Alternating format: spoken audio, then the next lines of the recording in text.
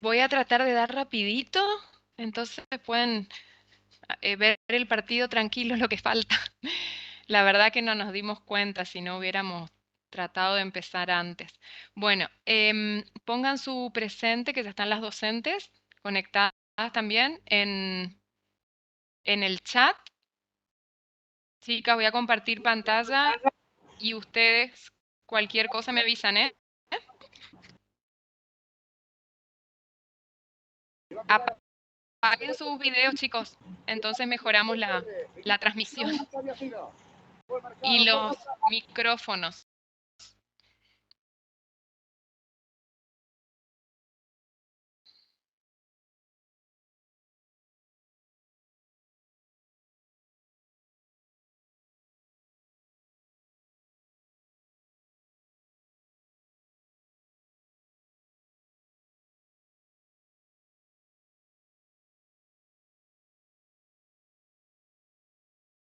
Bueno, hoy empezamos un tema nuevo, ¿sí? Toda una unidad.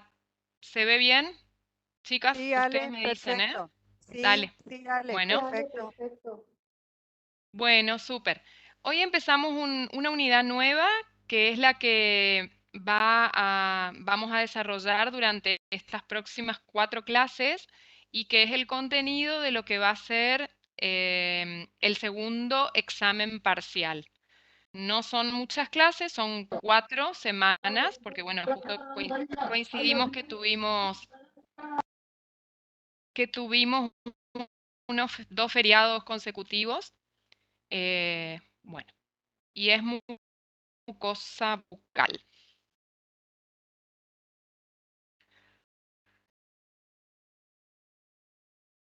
No pasó. Bueno, muy bien. La mucosa bucal, entonces. Cuando hablamos de la mucosa bucal, hablamos de la estructura que reviste a la cavidad bucal y que está constituida principalmente por 2 tejidos que estructural y embriológicamente son diferentes.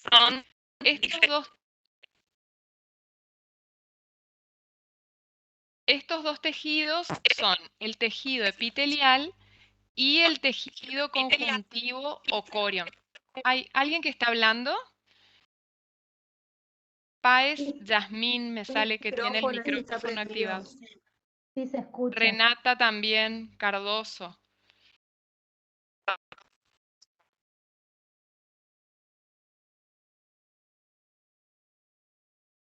Bueno, entonces les decía, la mucosa bucal es una estructura que está constituida por 2 tejidos.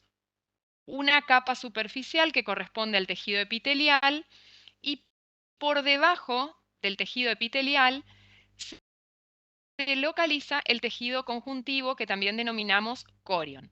Estos 2 tejidos van a estar separados entre sí por una membrana basal. En esta imagen que ustedes ven acá, podemos observar a la izquierda un preparado histológico, ¿sí? Y a la derecha un dibujo esquemático. Todo esto corresponde a la mucosa bucal. Y acá podemos observar lo que decimos que es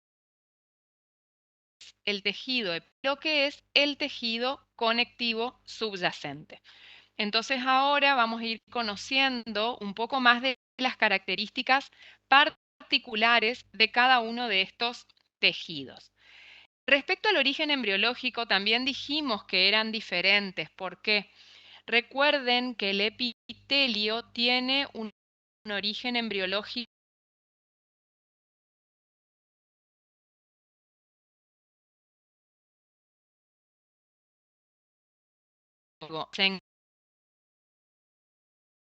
un poco a lo que fue el desarrollado anteriormente de embriología del macizo craneofacial.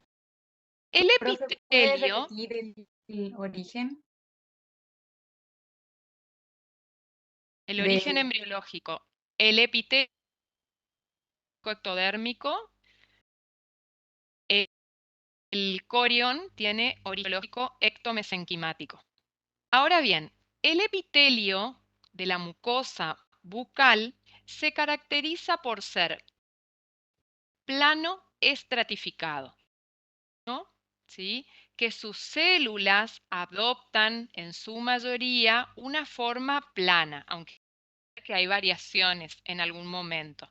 Y estratificado se refiere a que las células del epitelio se ordenan formando capas o estratos. A su vez, este epitelio plano estratificado de la mucosa bucal se puede diferenciar en tres variedades: queratinizado, paraqueratinizado y no queratinizado. Si bien entre algunas de estas variedades hay similitudes, también hay diferencias. Esta fue la actividad que ustedes desarrollaron en la instancia práctica que hicieron hace un rato. Así que bueno, posiblemente ya hayan podido detectar cuáles son esas características principales que los hacen similares y que los hace diferentes. Vamos a hablar entonces del epitelio plano estratificado queratinizado. Y ahí vamos a hablar de que está constituido por dos poblaciones celulares principales. ¿Sí? Abril, te escucho.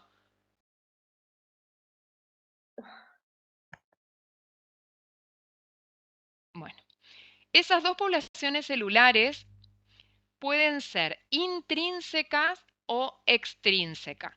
Intrínseco, cuando hablamos de algo intrínseco, hablamos de algo propio. En este caso, la población celular intrínseca está representada en un 90% por esas células propias del epitelio que son los queratinocitos. En un 10%, esa población celular está representada por células extrínsecas, quiere decir que provienen de otros lugares, regiones, de otros tejidos que no son propias del epitelio, y ahí van a ver que tenemos a su vez las que llamamos residentes y las que llamamos transitorias, ¿sí? Dentro de las residentes están las células de Merkel, Langerhans y los melanocitos, y dentro de las transitorias, granulocitos, linfocitos y monocitos, que son células que caracterizan los estados inflamatorios principalmente, aunque también forman parte de tejidos en estado de normalidad. ¿Cuáles son los estratos o capas en los que se ordena este epitelio? Son 4. Desde la región más profunda hacia la superficie son el estrato basal, el estrato espinoso, el estrato granuloso y el estrato córneo. Otra vez acá quisimos representarles tanto esquemáticamente con el preparado histológico para que ustedes puedan relaciones.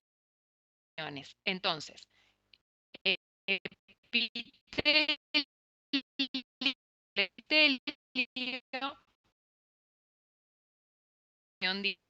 comunica con el tejido conectivo, espinoso, granuloso y el córneo.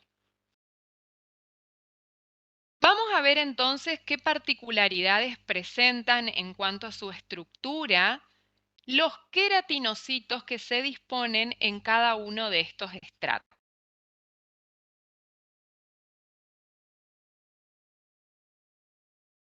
Capa basal, que es el estrato más profundo. ¿Podría volver a la Sí, diapositiva anterior? ¿por Un qué? ratito. Quería sacarle una captura. Escuchen, chicos.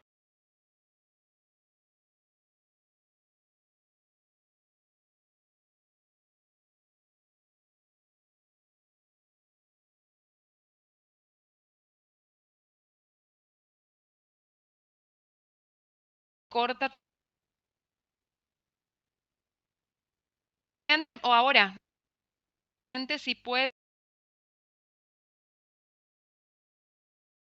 comprometo a el PowerPoint.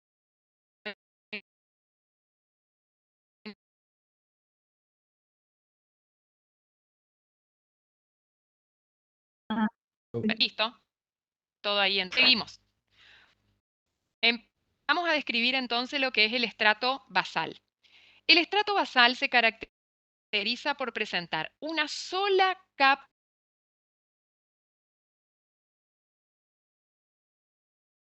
de formas cúbicas altas o cilíndricas, núcleo redondeado u oval que acoge.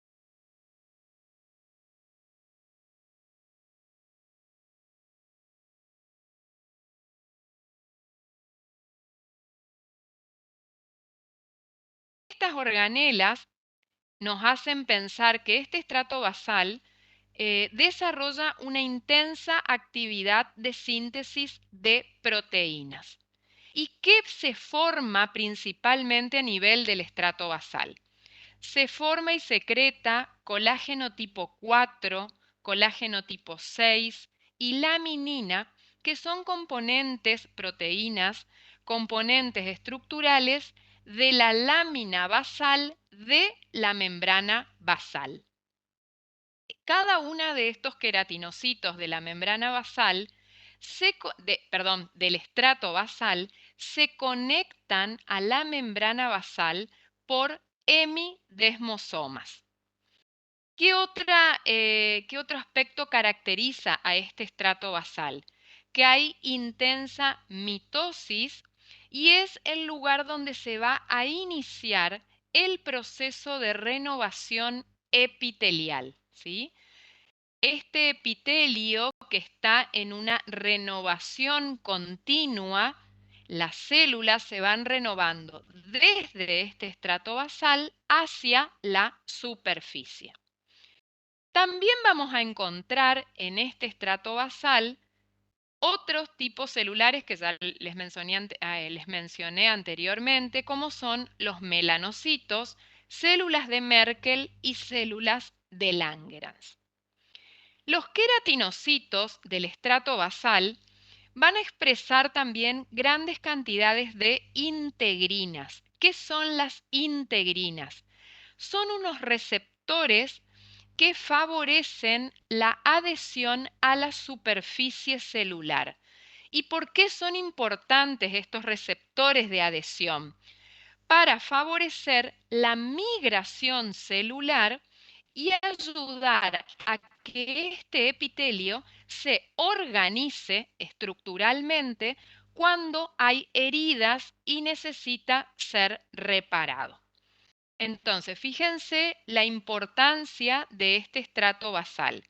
Se caracteriza porque hay mitosis, también es responsable de la migración celular para la reparación del epitelio en caso de heridas. A continuación del estrato basal, yendo hacia la superficie, está el estrato espinoso. En este encontramos que hay varias hileras de células de aspecto poligonal, o sea, los queratinocitos son de forma poligonal, tienen también un núcleo redondeado, la cromatina de este núcleo es laxo, el citoplasma es poco basófilo y aparecen en los espacios intercelulares tonofibridas o tonofilamentos. Fíjense acá, se ven como estos puentes intercelulares que unen una célula, un queratinocito, con otro. A nivel del estrato espinoso se van a expresar en gran cantidad citoqueratinas y glucógeno. Estos dos componentes, tanto la citoqueratina como el glucógeno, perdón, son muy importantes y caracterizan a las células que están en vías de queratinización, ¿sí? También a este nivel aparecen células de Langerhans y células de Merkel, que ya vamos a ver más adelante qué función específica cumplen esas células. Por encima del estrato espinoso, acercándonos a la superficie, está el estrato granular o granuloso. Este va a presentar entre 2 y 3 capas de células aplanadas o escamosas. Presentan un núcleo pequeño de cromatina densa y se caracterizan por presentar en su citoplasma gránulos de queratohialina muy basófilos. También hay tonofilamentos que van a unir una célula con otra en los espacios intercelulares. Hay un organoide característico de esta célula, de este queratinocito en el estrato granular, que se denomina cuerpos de Odland. Son queratinosomas, ¿sí? Son como unos gránulos de forma redondeada u oval que contienen en su interior ácidos grasos, colesterol y fosfatasa ácida, y estos queratinosomas cumplen un importante papel en el proceso y en el mecanismo de la queratinización. Este estrato granular o granuloso es importante porque es donde se va a iniciar la degeneración del núcleo de la célula y de los organoides celulares, que después ya no vamos a poder ver y observar a nivel del estrato córneo. Esta célula del estrato granular sintetiza proteínas y en términos de pocas horas después es capaz de destruir sus propias organelas hasta convertirse en los elementos que constituyen el estrato córneo. ¿Sí? Por último, el último estrato es el que corresponde al estrato córneo, donde al MO vamos a ver que hay aplanadas o células planas sin un núcleo evidente, ¿sí? Con un citoplasma muy acidófilo. Estas células reciben el nombre de corneocitos, no tienen organoides, sino que van a estar compuestas por un grupo compacto de tonofilamentos. Estos tonofilamentos son de citoqueratinas, ¿sí? Hablamos ya de las citoqueratinas como componentes de la célula del estrato granular, y eso es lo que le da ese aspecto a estas células o corneocitos. La célula del estrato córneo, que decimos que es una célula queratinizada, se transforma como en una escama. Por eso es que muchas veces en algunos preparados histológicos vamos a ver como con una imagen de hilachas, como un deshilachado a nivel del estrato córneo del epitelio. A diferencia de la piel, que en la piel también tenemos un epitelio queratinizado, estas células del epitelio de la membrana bucal pueden ser eliminadas de manera individual. ¿Por qué? Porque no van a formar una barra que actúe, mejor dicho, una membrana que actúe como una barrera semipermeable, sino que estas células pueden ser descamadas de manera individual. La queratinización, acá a nivel de la mucosa bucal en comparación con la piel, se hace menos notable. ¿Por qué? Porque estamos hablando de una superficie húmeda, ¿no es cierto? Entonces, esa queratinización, si bien está, es imperceptible a simple vista por la presencia de saliva en la cavidad bucal. La población queratinocítica que constituye todo este epitelio de la mucosa bucal se renueva, como les dije, de manera permanente y siempre va a existir lo que llamamos un equilibrio biológico entre las células que se descaman a nivel del estrato córneo y las células que se forman a nivel del estrato basal, ¿sí? Por lo tanto, siempre queda asegurada la organización estructural de este epitelio.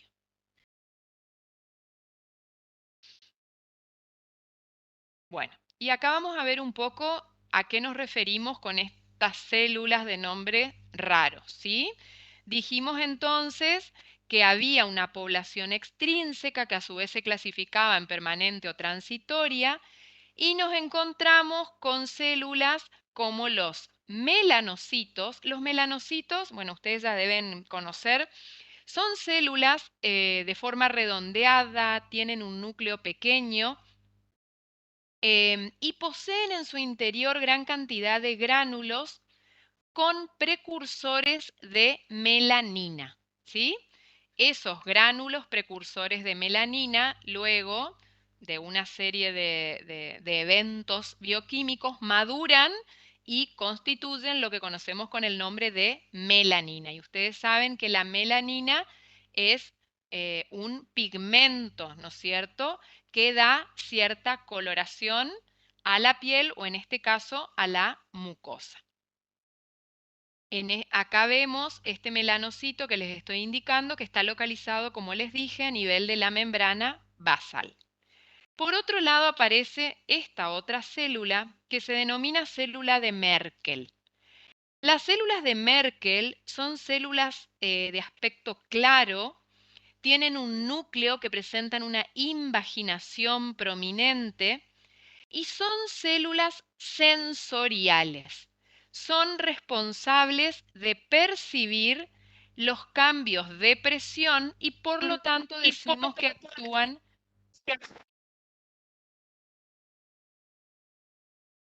¿Alguien me habló? No, ahí se... Bueno, decimos que las células de Merkel entonces son células sensoriales y actúan como mecanorreceptores, ¿sí?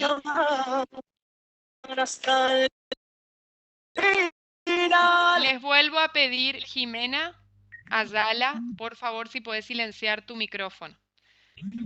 Esa música, un dolor de cabeza. Vamos a hacer silencio, por favor. Les vuelvo a solicitar que silencien los micrófonos, todos. Gracias. Entonces, estas células de Merkel, que acá la vemos representada a nivel del estrato basal, pero también las encontramos a nivel del estrato espinoso. Luego tenemos esta otra, que son las células de Langerhans. Las células de Langerhans se caracterizan por presentar prolongaciones dendríticas, tienen un núcleo que fíjense que presentan varias indentaciones, ¿sí? Presentan unos gránulos o cuerpos de Birbeck que son característicos de estas células y la función que cumplen es que son células presentadoras de antígenos. ¿Qué significa esto?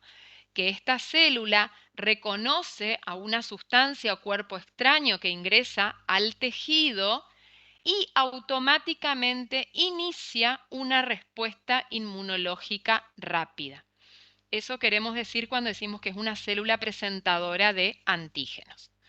Dentro de lo que era la población extrínseca transitoria, les mencioné a los granulocitos, linfocitos y monocitos, que como les dije, son células que forman parte de los tejidos, pero que se activan, digamos, principalmente en estados inflamatorios.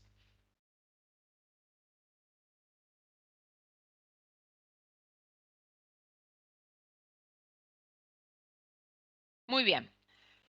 Ahora vamos a ver qué es lo que diferente que presenta el epitelio plano estratificado paraqueratinizado con respecto al queratinizado, ¿sí? Fíjense, decimos que, bueno, que presentan características semejantes a nivel del estrato basal y espinoso, ¿sí? Sin embargo, vamos a ver a nivel del estrato córneo o superficial que ahí se conservan, están conservados los núcleos. Y decimos que los núcleos son picnóticos. Picnóticos. ¿Qué significa esto? Que son núcleos pequeños y con cromatina densa.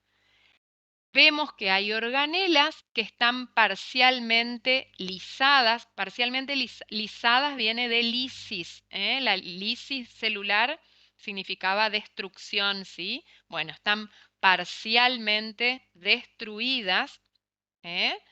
Vamos a ver que hay menos acidofilia que en el que en el epitelio queratinizado, y esa menor acidofilia se debe a que hay un metabolismo celular escaso.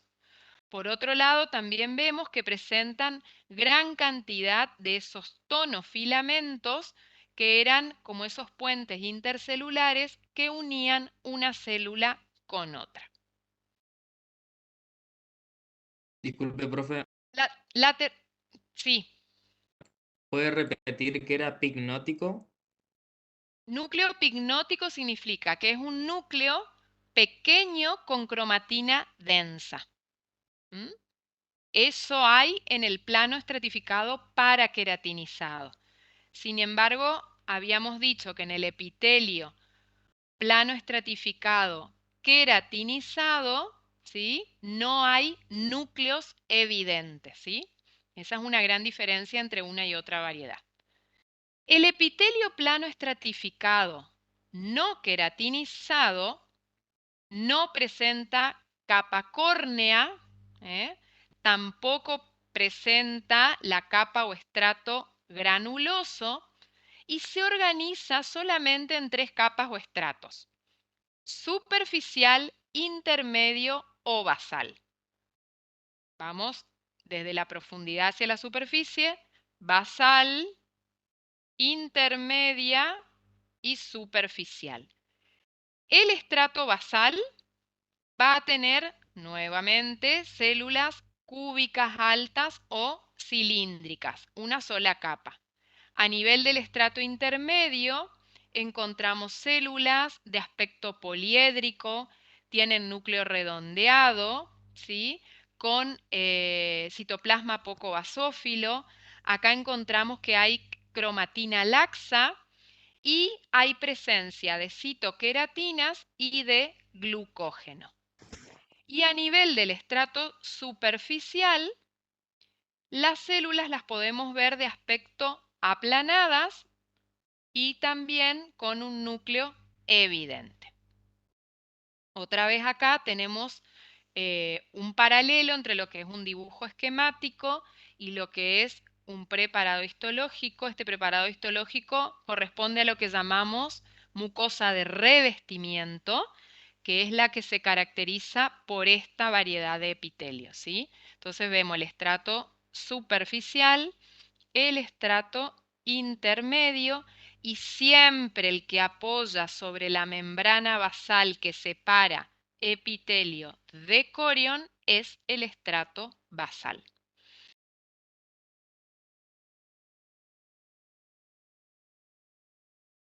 Muy bien, entonces dijimos, hablamos de los componentes de la mucosa bucal, hablamos de epitelio y hablamos de corión.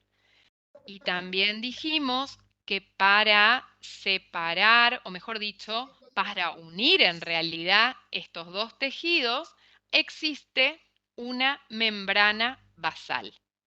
Esta membrana basal, además de cumplir la función de unir al epitelio y al tejido conectivo, cumple una importante función mecánica. ¿Por qué? Porque va a ser de guía a las células del epitelio durante el proceso de reparación o regeneración tisular. Entonces, función, además de la membrana basal, de adhesión mecánica de los dos tejidos, y además de guía de las células epiteliales durante los procesos de reparación o regeneración tisular. Si nosotros la membrana basal, bueno, este es un dibujo esquemático, pero si la observamos al microscopio óptico, se va a ver como una banda acelular, no hay células, de aspecto homogéneo y estrecho. ¿Sí? Bueno, ese aspecto que podemos observar al MO, Sí, ¿Podría repetirme de qué sirve guía? guía a las células epiteliales en los procesos de reparación o regeneración tisular. Gracias, profe. Bueno, entonces al MO se observa como una banda acelular de aspecto homogéneo y estrecho. PAS es una tinción especial con la que puede ser teñida y observada al MO. Y al ME vamos a evidenciar mayores componentes de esta membrana basal. Entre eso, que se divide esa membrana basal en dos láminas. Una lámina basal y una lámina reticular. ¿Estamos? Bueno, vamos a enfocarnos en este gráfico. Esto que ustedes tienen graficado acá, arriba, es un queratinocito del estrato basal, ¿sí? Y esta es una célula y esta es otra célula.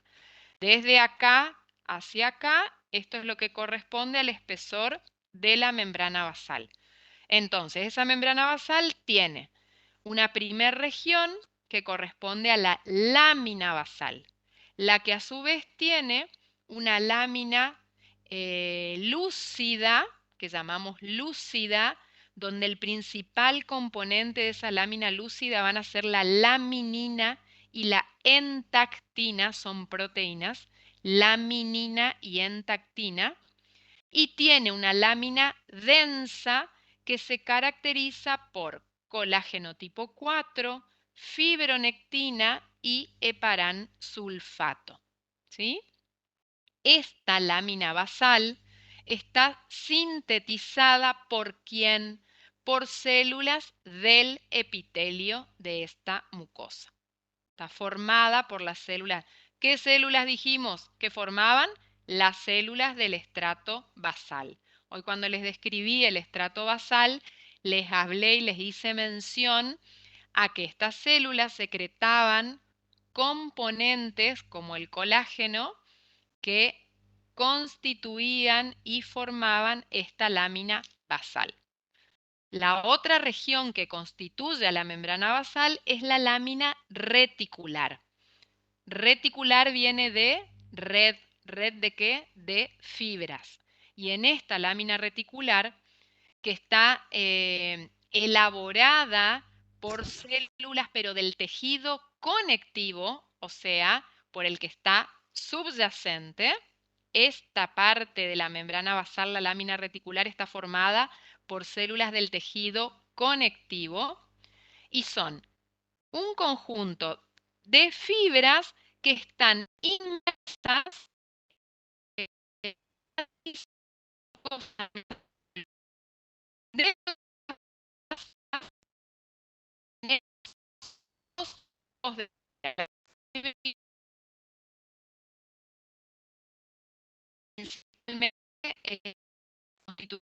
el genoma posee por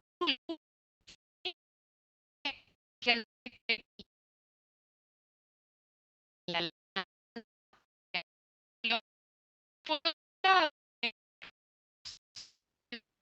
reticulares formadas por colágeno reticulares. Estas reticulares o entre estas pero de paralelo. Una decisión. Entonces,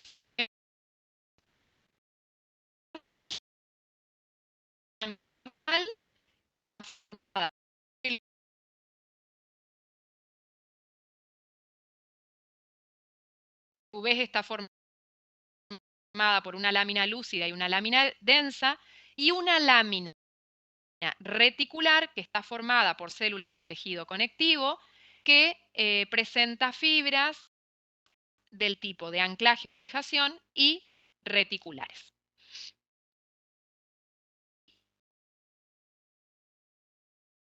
El otro tejido que constituye la membrana bucal Entonces, hablamos del epitelio y ahora vamos a hablar del tejido conectivo, lámina propia o corion.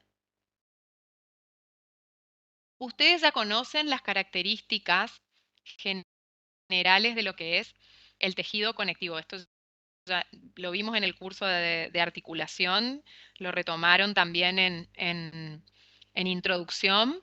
Ahora lo que vamos es a recordar y un poco también a ir viendo cuáles son las particularidades de este tejido en la mucosa bucal.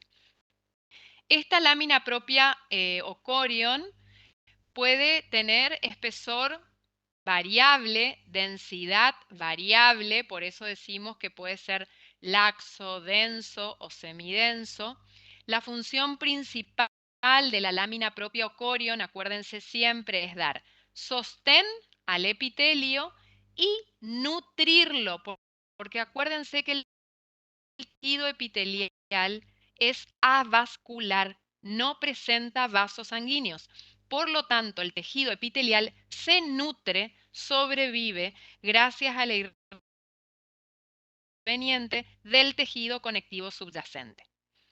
Los componentes de este tejido conectivo son fibras, células y sustancia fundamental. Dentro de las fibras tenemos fibras colágenas, que son las responsables de resistir, por ejemplo, durante el impacto masticatorio, la tracción, la tensión. Son las células que evitan que se deforme la mucosa. Las fibras elásticas son las que van a dar distensibilidad a la mucosa, o sea, son aquellas que van a permitir que el tejido vuelva a la normalidad una vez que cesó la tensión o la tracción. Y por otro lado tenemos las fibras reticulares, que son las que van a estar rodeando a las paredes de los vasos sanguíneos.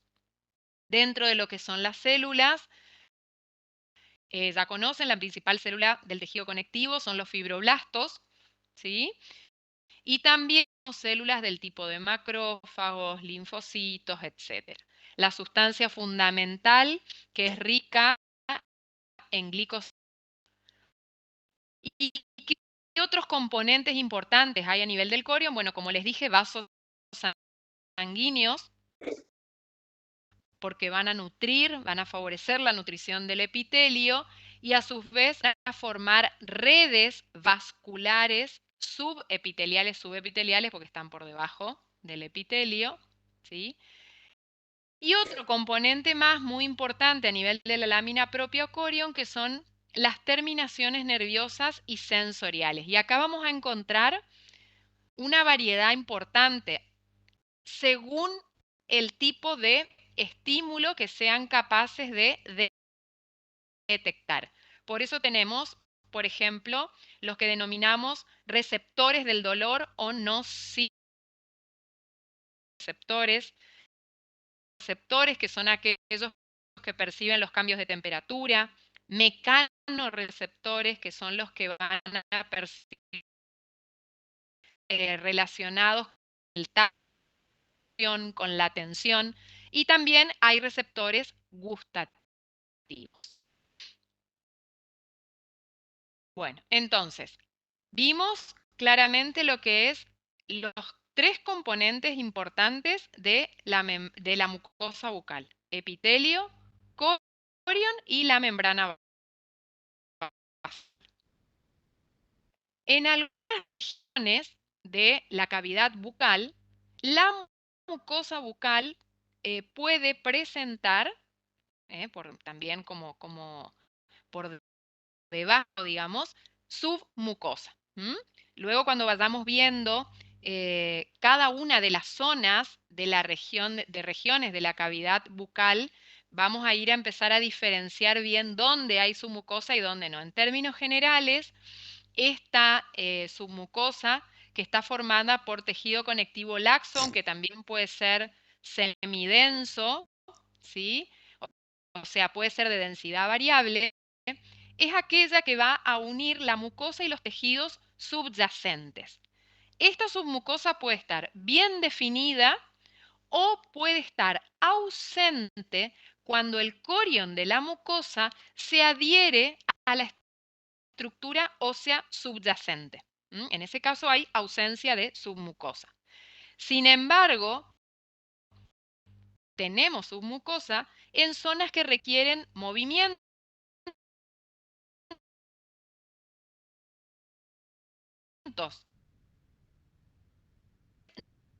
puestas al impacto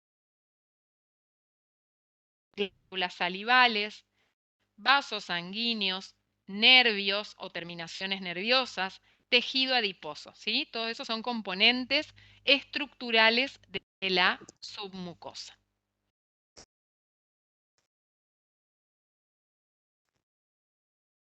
Bueno, entonces llegamos a esto. La clasificación que decimos topográfica de la mucosa bucal. Cuando ustedes ven el término la topografía, ¿a qué se refiere? A una región, a una localización, ¿sí? Entonces, esta mucosa tiene que ver con la localización y con la función que cumple la mucosa. Entonces, la mucosa bucal de revestimiento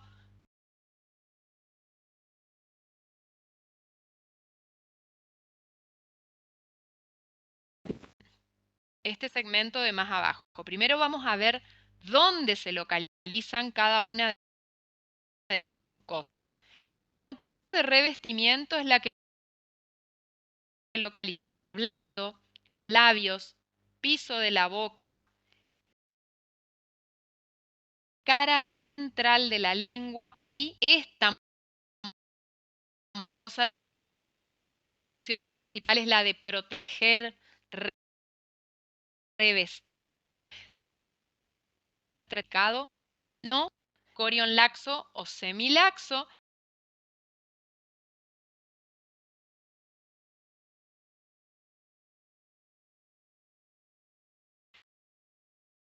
excepto en la cara de la lengua. La mucosa masticatoria,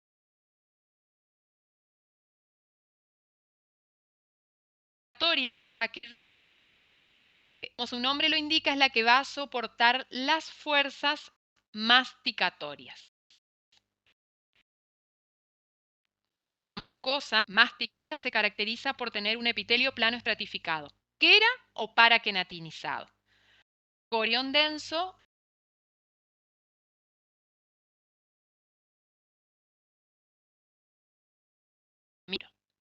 por último, la mucosa especializada, que como su nombre lo indica, tiene una función especial. Esa función especial es la de percibir los estímulos gustativos. Es la que se localiza en la cara nasal de la lengua. De epitelio es parcialmente queratinizado y el corión laxo. Esto lo vamos a ver así, de manera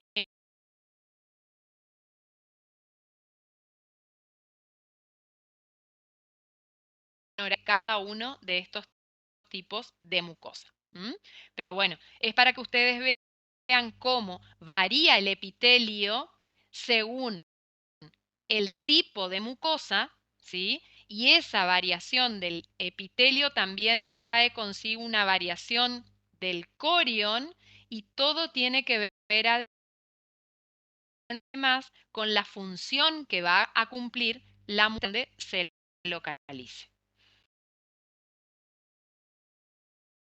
Bueno, esta era una de las preguntas de la actividad práctica y era cómo que ustedes trataran de explicar cómo relacionan las características clínicas con la estructura histológica. Y esto viene a raíz de qué?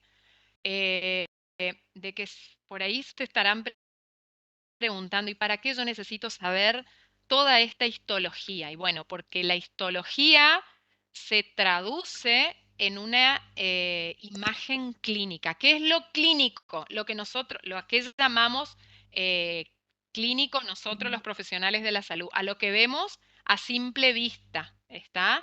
Entonces, cuando nosotros abrimos la boca de un paciente, o pueden hacerlo ustedes reflejándose en un espejo, abren la boca y ¿qué se ven?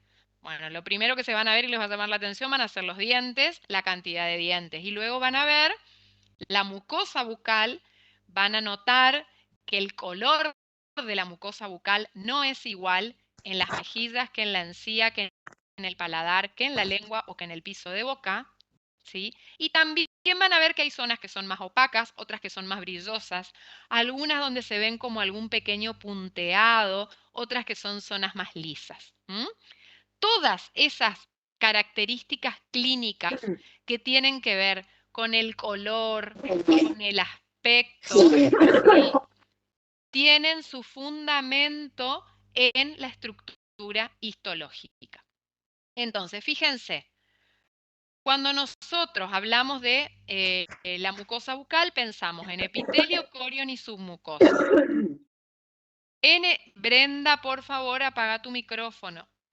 Respecto al epitelio, ¿qué podemos decir en su relación con la clínica?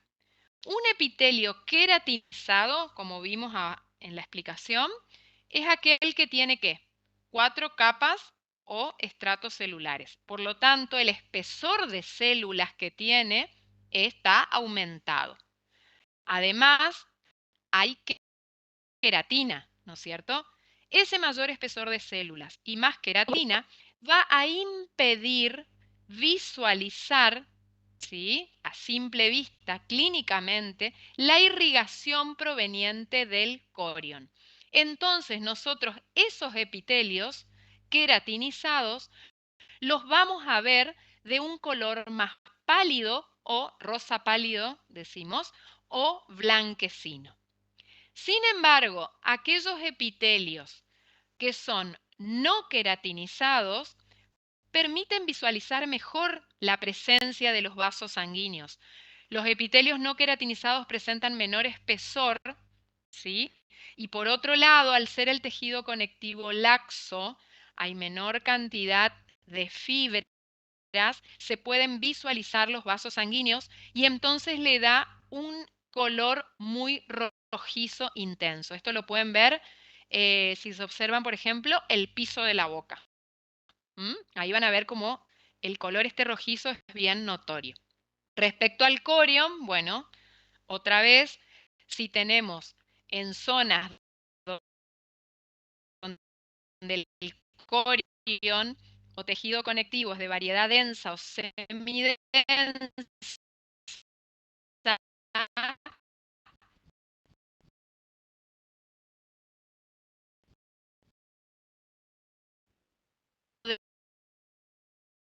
tenemos un tejido conectivo laxo, vamos a visualizar mejor esa irrigación y verla de un color rojizo intenso. Por otro lado, la presencia o no de submucosa nos va a determinar que si hay submucosa, cuando nosotros palpamos la mucosa la vamos a sentir como de una textura, una consistencia, mejor dicho, más acolchada y es móvil. Sin embargo, si la submucosa está ausente, esa mucosa la vamos a sentir fija, adherida. ¿Por qué? Porque está unida directamente al hueso.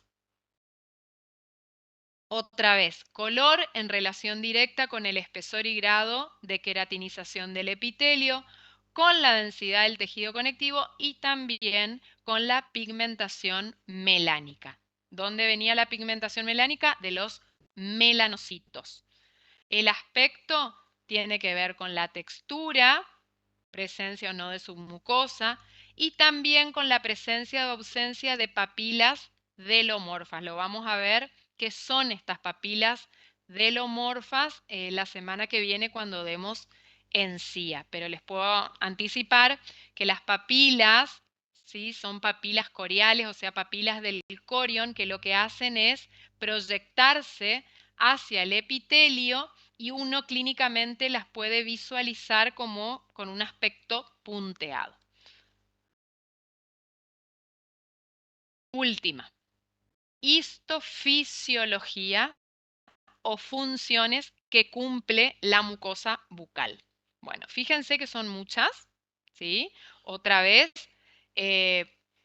las funciones de la mucosa van a estar en relación directa con la localización, ¿sí? Específica dentro de la cavidad bucal. En términos generales, cuando hablamos de movilidad, decimos que la mucosa bucal asegura la movilidad de los órganos, por ejemplo, las mejillas, durante la masticación. Respecto a la sensibilidad, porque la mucosa tiene receptores distintos, ya les hice mención a distintos tipos de receptores, por ejemplo, receptores gustativos que están en la cara dorsal de la lengua y que nos permiten percibir el gusto. ¿Qué función de protección cumple la mucosa bucal? Bueno, esto tiene que ver con la presencia de nódulos linfoides, los nódulos linfoides que forman las amígdalas, que son un cúmulo de nódulos linfoides de tejido linfático que se localiza a nivel de la lengua, paladar, faringe y con estructura que ustedes habrán escuchado alguna vez que se denomina anillo de Waldeser. El anillo de Waldeser es la primera línea de defensa del organismo contra las infecciones. Y además de esta estructura particular, también hay formaciones linfoides difusas en toda la mucosa bucal que van a favorecer, ¿no es cierto?, la respuesta inmunológica. La función de digestión está asociada a una enzima que se denomina tialina o amilasa salival. Esta es una enzima digestiva y que cumple la función de iniciar el metabolismo de los hidratos de carbono. La función de absorción tiene que ver con la capacidad de poder filtrar, de poder absorber, por ejemplo, medicamentos, y esto está claramente demostrado a nivel del piso de la boca. Ustedes saben que hay algunos medicamentos que son comprimidos de absorción sublingual, ¿sí? Que uno se pone el comprimido en el piso de la boca, como que se derrite, y es fácilmente absorbido por la mucosa del piso de la boca. Otra vez, pensemos en las características histológicas. El epitelio del piso de la boca es plano estratificado, no queratinizado, hay tejido conectivo laxo, hay gran cantidad de vasos sanguíneos, entonces ese medicamento que es absorbido pasa a la circulación sanguínea rápidamente. Y como última función tenemos la de excreción, que tiene que ver con eliminar todas aquellas sustancias que no sirven, ¿sí? Y que pueden ocasionar algún tipo de daño o inconveniente. Fin. Seguimos 1-0. 2-0, profe, 2-0. 2-0. Bueno.